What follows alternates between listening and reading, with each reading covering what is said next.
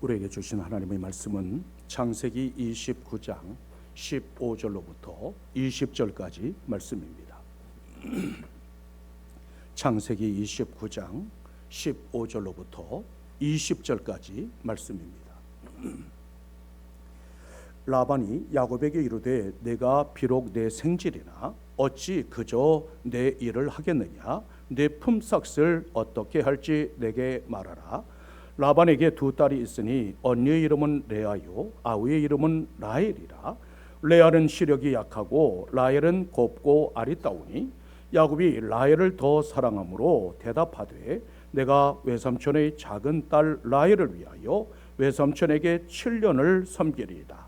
라반이 이르되 그를 내게 주는 것이 타인에게 주는 것보다 나으니 나와 함께 있으라. 야곱이 라헬을 위하여 7년 동안 라반을 섬겼으나 그를 사랑하는 까닭에 7년을 며칠같이 여겼더라. 오늘 우리에게 주신 하나님의 말씀입니다. 루터가의 목사였던 리차드 범버란트는 루마니아의 공산 치하에서 믿음의 가시밭길을 걸었던 훌륭한 신앙인이었습니다. 그분이 쓴 승리하는 신앙이라는 책에 이런 이야기가 있습니다. 한 랍비가 어느 유대인에게 물었습니다. 길에서 돈이 많이 들어있는 지갑을 주었다면 어떻게 하겠느냐? 그러자 그 유대인은 이렇게 대답했습니다. 솔직하게 말씀드리면 선생님, 저에게는 아이들이 많이 달려있고 게다가 가난합니다. 저는 그 돈을 하나님께서 주시는 선물로 알겠습니다. 그러자 랍비가 이렇게 말했습니다. 그대는 도둑이다. 랍비는 똑같은 질문을 두 번째 유대인에게 던졌습니다. 두 번째 유대인은 이렇게 대답했습니다. 저는 즉시 돈을 주인에게 돌려주겠습니다. 그러자 랍비는 이렇게 말했습니다. 그대는 바보다. 랍비는 세 번째 유대인에게 똑같은 질문을 했습니다. 그러자 저는 그 돈을 주인에게 돌려주어야 한다는 것을 알고 있습니다. 그러나 동시에 저는 제가 얼마나 약한 인간인가도 잘 알고 있습니다. 그런 경우 제가 그 지갑을 어떻게 해야 할지 모르겠습니다. 모든 것은 하나님의 은총에 달려 있습니다. 이렇게 대답하자 랍비는 그를 칭찬했습니다. 그대의 답이 옳은 대답이다. 우리는 그리스도의 제자로서 온전해야 한다는 사실을 잘 알고 있지만 동시에 온전할 수 없다는 사실도 알고 있습니다. 따라서 살아가는 순간순간마다 하나님의 은총에 의지할 뿐입니다. 야곱의 생애를 보면 마치 한 편의 드라마를 보는 것 같습니다. 그의 행위로만 본다면 하나님의 은혜와 긍휼을 받을 수 없는 사람이었습니다. 그러나 하나님께서는 그에게 나타나셔서 위로와 약속을 주셨습니다. 우리는 야곱을 통해서 아무리 많은 인생이라도 하나님의 은혜와 긍휼을 입을 수 있다는 사실을 알게 됩니다. 하나님께서는 베델 들판에서 돌을 베개로 삼아 잠이 든 야곱에게 나타나셨습니다. 아브라함과 이삭에게 주셨던 약속을 그에게도 주시며 내가 너와 함께 하리라고 말씀하셨습니다. 야곱은 베개로 삼았던 돌을 기둥으로 세우고 그 위에 기름을 붓고 그곳을 하나님의 집 베델이라고 불렀습니다. 이곳 베델은 야곱이 신앙의 승리로 살아가는 출발점이 되었습니다. 우리의 인생길에서 반드시 확인해야 할 것이 있다면 무엇일까요? 여행 경비는 얼마나 들며 숙소는 어디에 있는지를 먼저 확인해야 할까요? 아니면 도로 사정이나 위험 지역을 확인해야 할까요? 가장 우선적으로 확인해야 할 것은 전능하신 하나님께서 나와 함께 하시는가? 나는 하나님께서 인도하시는 길로 가고 있는가? 아니면 내가 가고 싶은 곳으로 가고 있는가를 확인해야 합니다. 하나님을 만난 야곱은 새 사람이 되었고 그의 앞에는 새로운 세계가 열렸습니다. 그는 베델에서 하나님을 만난 후 이렇게 고백했습니다. 여기가 하나님의 집이요 여기가 하늘의 문이로구나. 하나님께서 야곱에게 나타나셨다는 것은 지금까지 줄곧 그와 동행하셨음을 보여주고 있습니다. 야곱은 하나님과 동행한다는 생각조차 못했지만 하나님께서는 처음부터 그와 동행하셨습니다. 야곱은 그 사실을 깨닫지 못하다가 하나님께서 나타나신 후에야 비로소 그 사실을 알게 되었습니다. 하나님의 저는 하나님께서 임재하시는 곳이요 택한 백성들이 하나님을 만나는 장소입니다.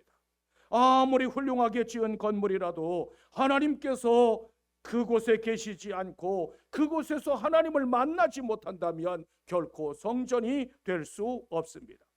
하나님께서는 내 인생의 길이 여정이 끝나는 그날까지도 버리지 아니하시고 동행하시고 지켜주시는 임마누엘의 하나님이십니다.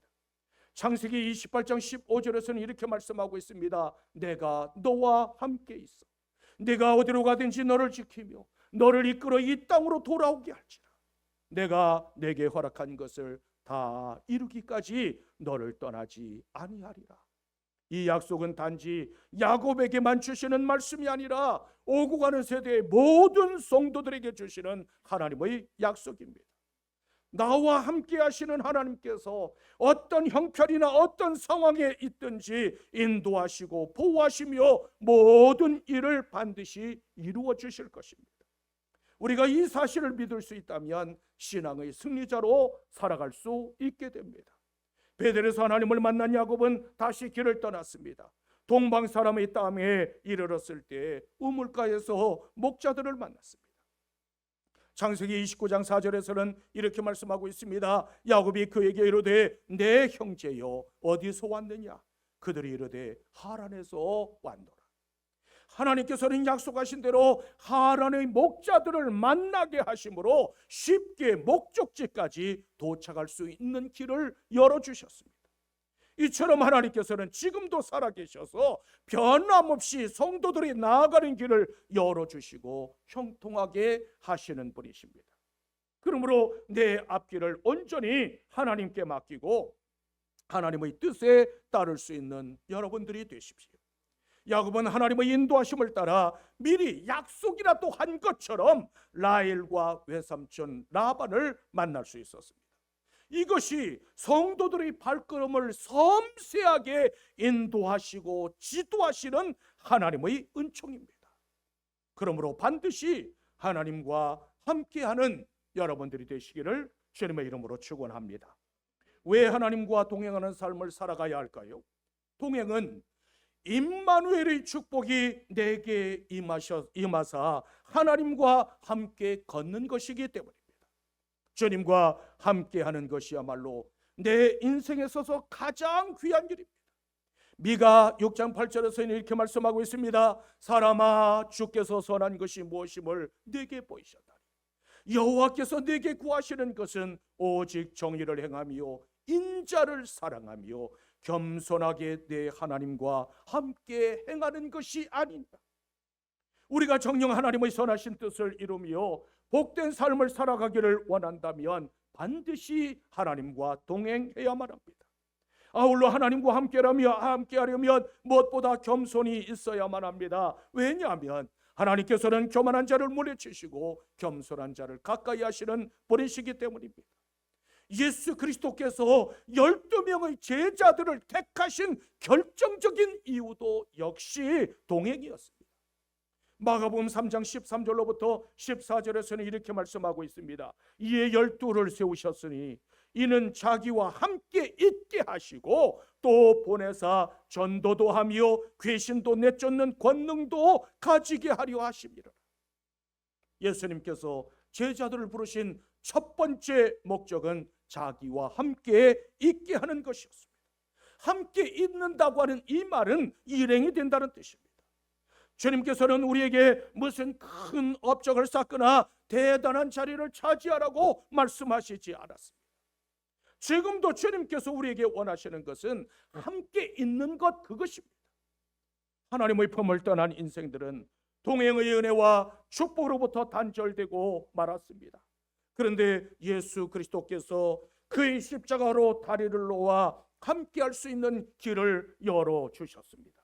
따라서 이제는 하나님의 말씀과 하나님의 뜻을 따라서 살아갈 수 있어야 합니다.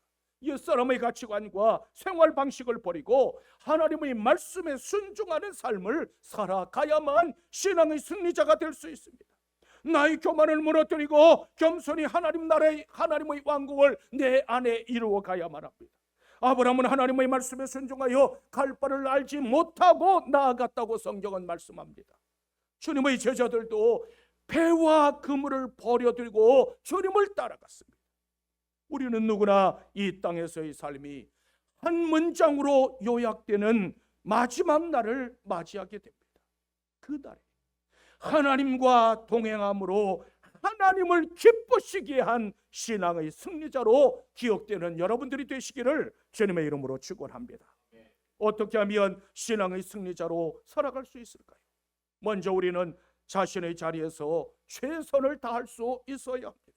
본문 15절에서는 이렇게 말씀하고 있습니다. 네가 비록 내 생질이나 어찌 거저 내 일을 하겠느냐. 내 품삯을 어떻게 할지 내게 말하라. 야곱은 한 달 동안 라반의 집에 머물면서 최선을 다해서 성실하게 일함으로 인정받는 사람이 되었습니다.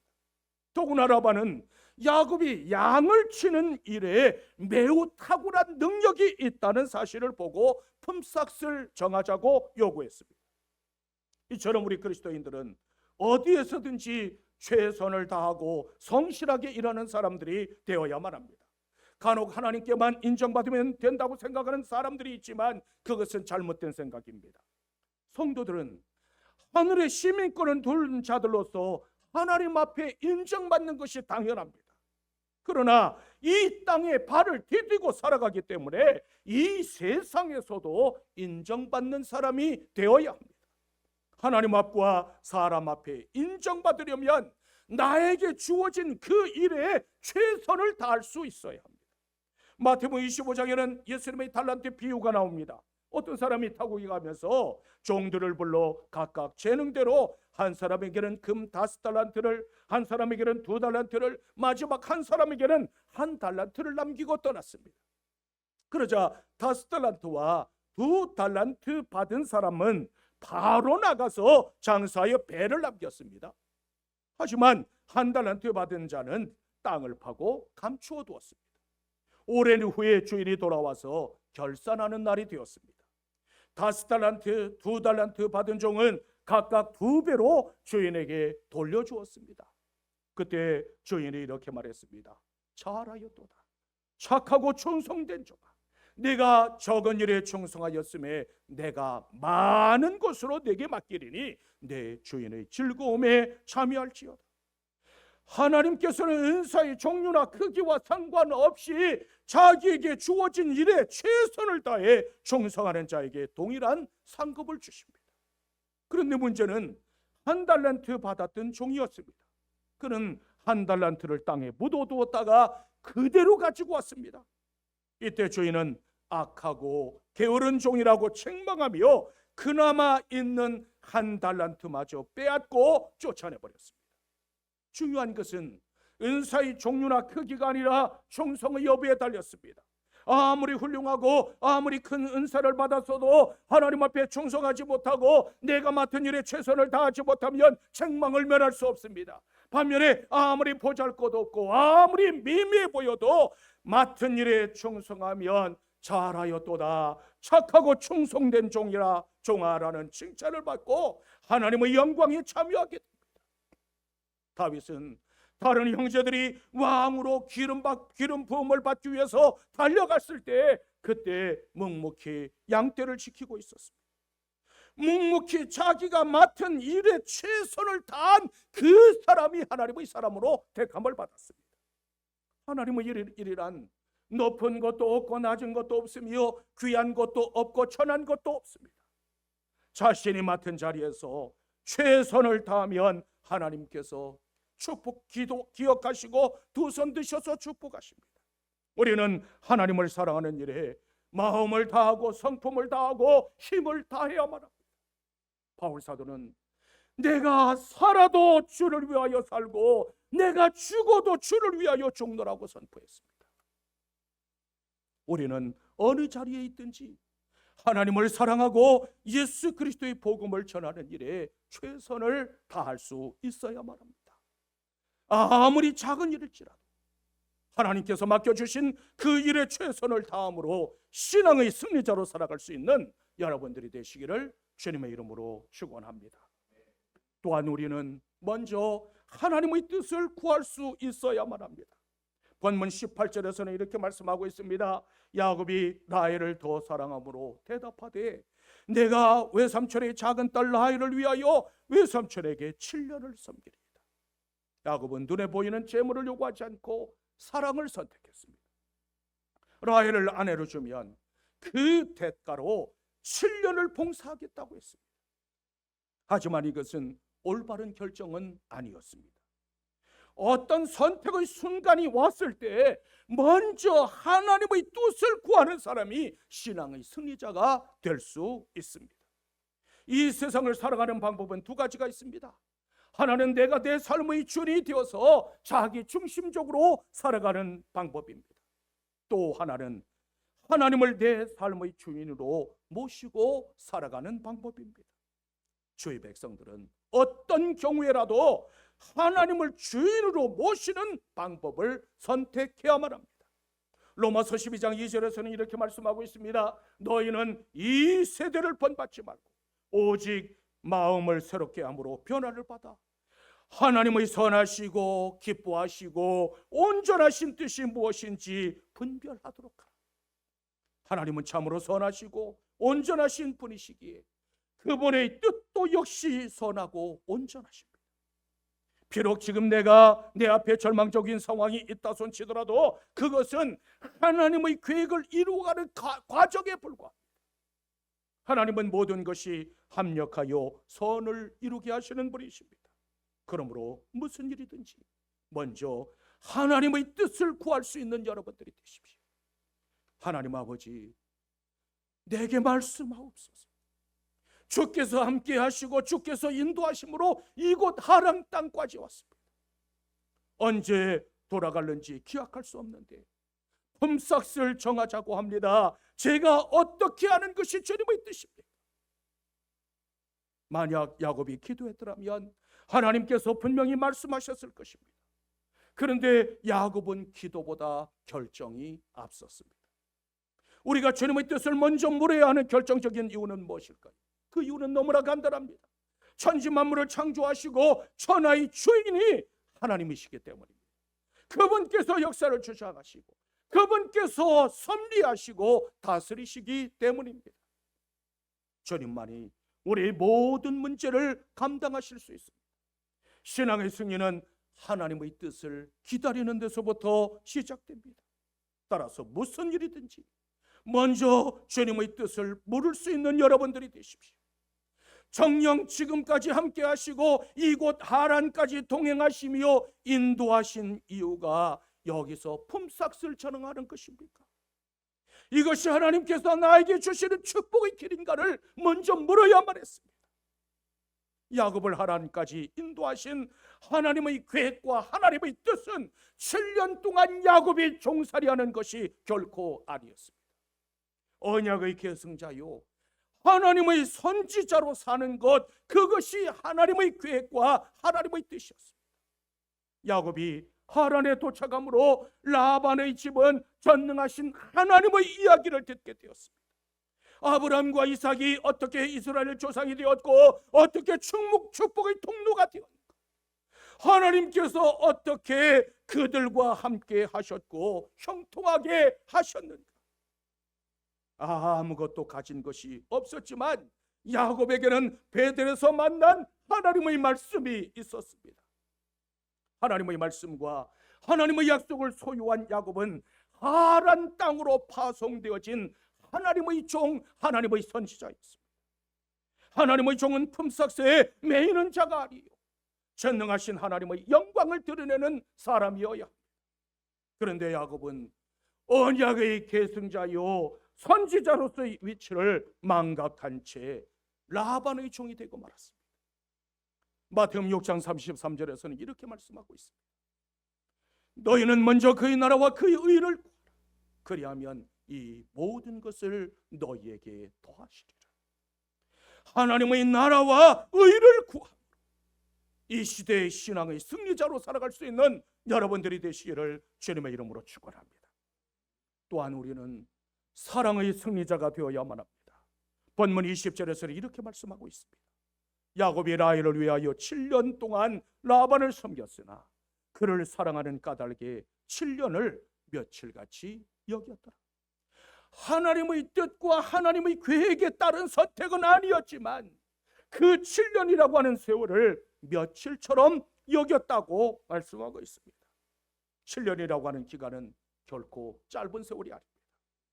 이 7년은 야곱에게 있어서는 수고와 인내의 시간이었지만 시간도 고생도 야곱을 가로막지 못했습니다. 이것이 바로 사랑의 놀라운 힘입니다.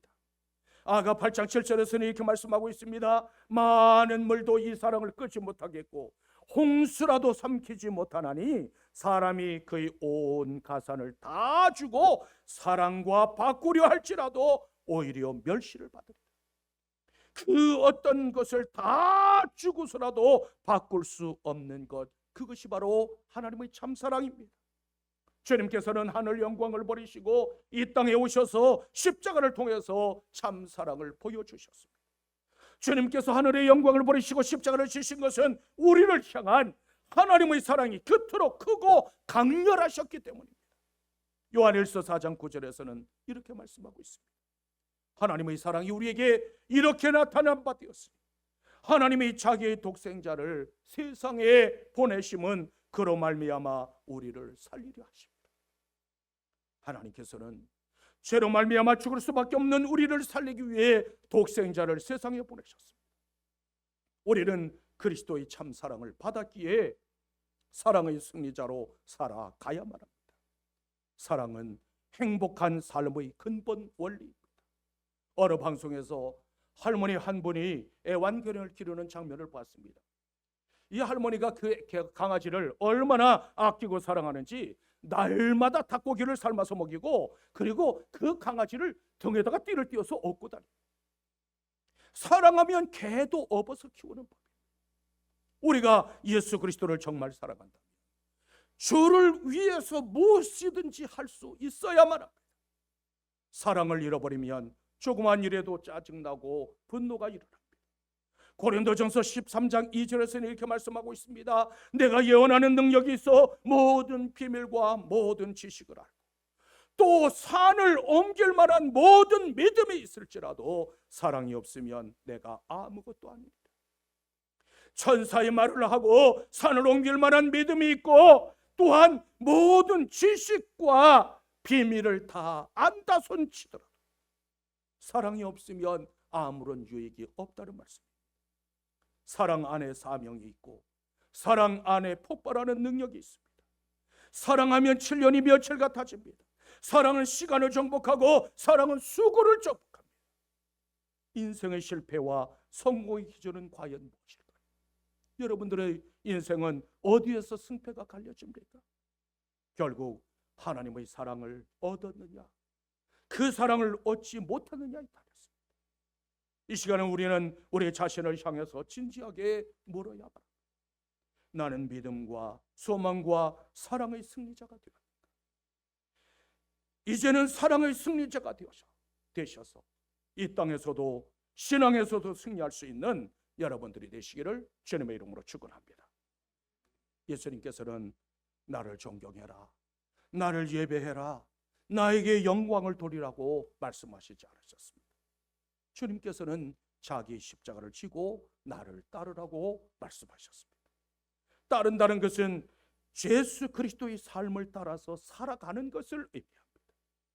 주께서 십자가를 지셨으니 나도 그 십자가를 지고 예수님을 쫓는 것이 바로 우리 신앙의 길입니다. 그러므로 그리스도의 제자가 되기를 원한다면 궤도를 수정하십시오. 예수님의 제자인 것을 무엇으로 증명하시겠습니까? 성경책을 들고 예배당에 나오면 그리스도의 제자일까? 대문이나 현관에 교패를 붙이면 그리스도의 제자입니까? 제자됨의 표시는 믿음의 역사와 사랑의 수고에 있습니다. 데살로니가전서 1장 3절에서는 이렇게 말씀하고 있습니다. 너희 믿음의 역사와 사랑의 숫과 우리 주 예수 그리스도에 대한 소망의 인내를 우리 하나님 아버지 앞에서 끊임없이 기억함이니라. 이 말씀은 성도들의 본질적인 삶의 방식이 무엇이어야 하는가를 보여주고 있습니다. 성도는 이 땅에서 천국의 소망을 가지고 살아가는 사람들입니다. 또한 믿음의 능력으로 서로 사랑하며 살아가는 사람들입니다. 사랑은 자기희생적인 수고 없이는 불가능합니다. 초대교회에 엄청난 예배당이 있었을까요? 황제나 귀족들이나 고관 대작들이 그곳에 모였을까요? 전혀 그렇지 않았습니다. 이름도 없고 빛도 없는 성도들이 자기 목숨을 내어놓기까지 그리스도를 사랑했습니다. 어떠한 경우라도 사랑하는 마음의 끝만은 놓지 마십시오. 제자는 태어나는 것이 아니라 그리스도를 닮아감으로 만들어진다는 이 사실을 잊지 마십시오. 여러분 모두 인생의 승리자, 신앙의 승리자로 살아가게 되시기를 주님의 이름으로 축원합니다.